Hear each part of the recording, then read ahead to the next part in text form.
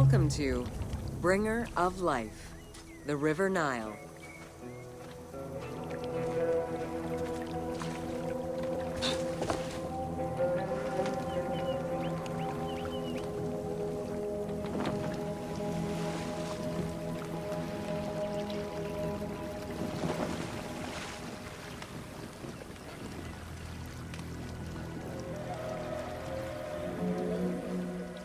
The ancient Egyptians called the dark fertile soil of the Nile the Black Lands, and the surrounding desert was referred to as the Red Lands. The dramatic difference of productive land opposed to barren desert had a deep influence on cultural ideology, mythology, and religion.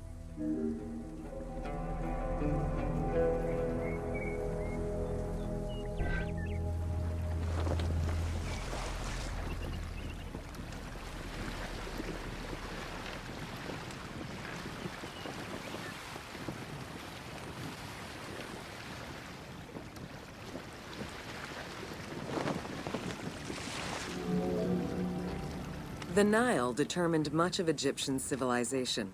For example, the seasonal cycle of the Nile was so consistent that ancient Egyptians created their calendar around it. The flood season, or Akhet, was when the departing floodwaters left arable soil for crops. It was followed by the growing and harvesting seasons, known as Peret and Shemu. These regular seasons, along with abundant wildlife and rich soil, meant that Egypt's denizens were able to nourish themselves and ensure their country's strength in trade.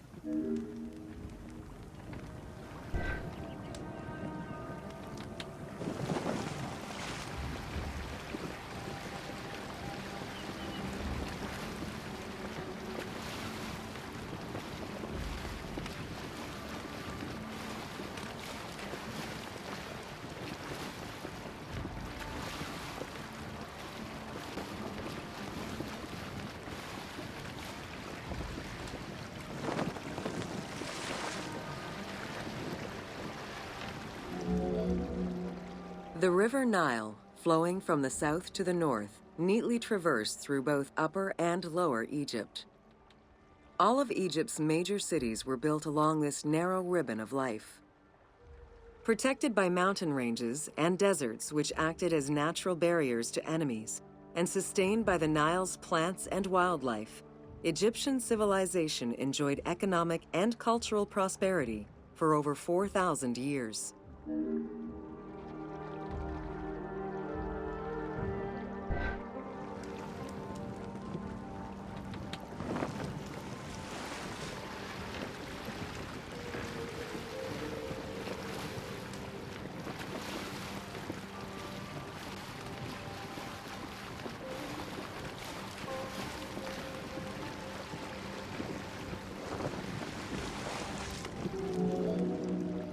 Both ancient Egyptians and ancient Greeks referred to the Nile as the river in their respective languages. Stretching a distance of over 6,700 kilometers, the Nile is one of the longest rivers in the world. It flows south to north, spanning 11 countries. The River Nile originates in the region of the Great Subequatorial Lakes, including one of the largest in the world, Lake Victoria near Tanzania.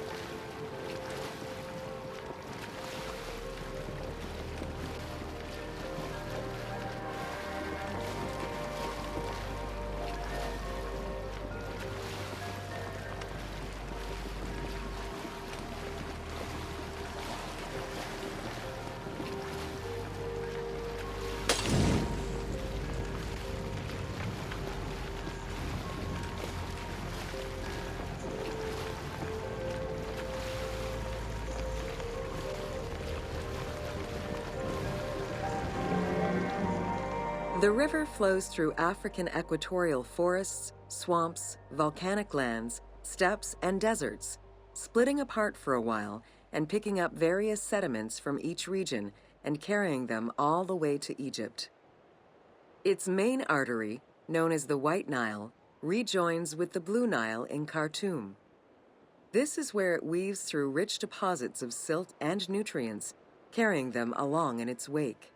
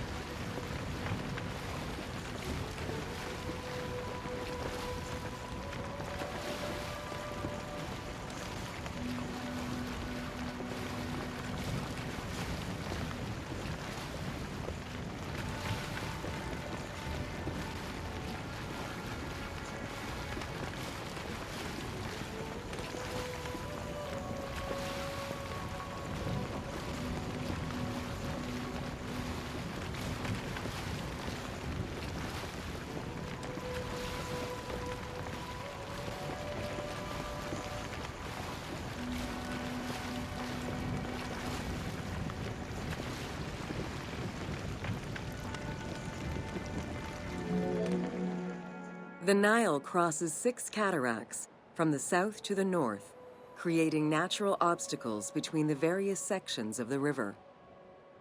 The cataracts are long zones of about 100 kilometers, where the bubbling and rapidly swirling waters advance tumultuously amid enormous heaps of rocks and benches of hard stone.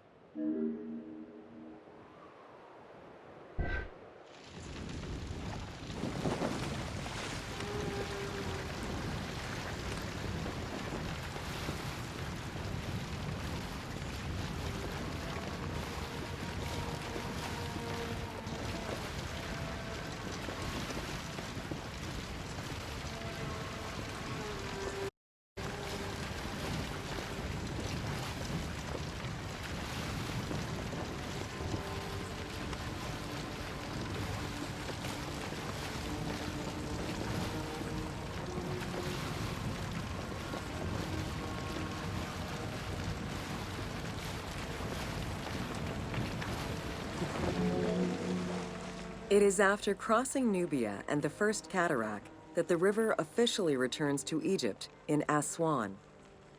There are still 1,000 kilometers before it reaches Cairo and the Delta, bringing life to those living on its shores before it eventually empties into the Mediterranean Sea.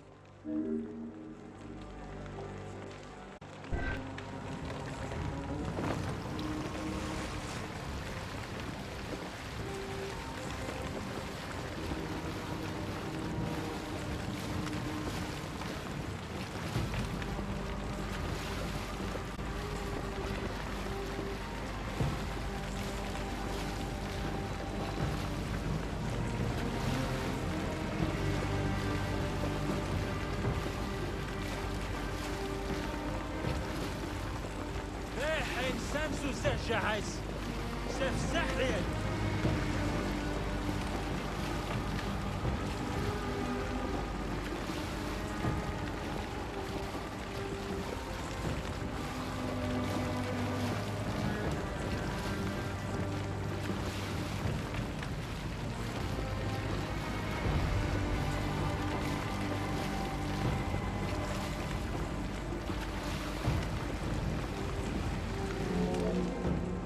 Ancient Egyptian irrigation and water use was centered around the Nile. However, they also had access to streams and rivers, as well as several large lakes. The Delta, situated at the north end of the Nile, also known as Lower Egypt, is a large irrigated area where the river splits into several tributaries.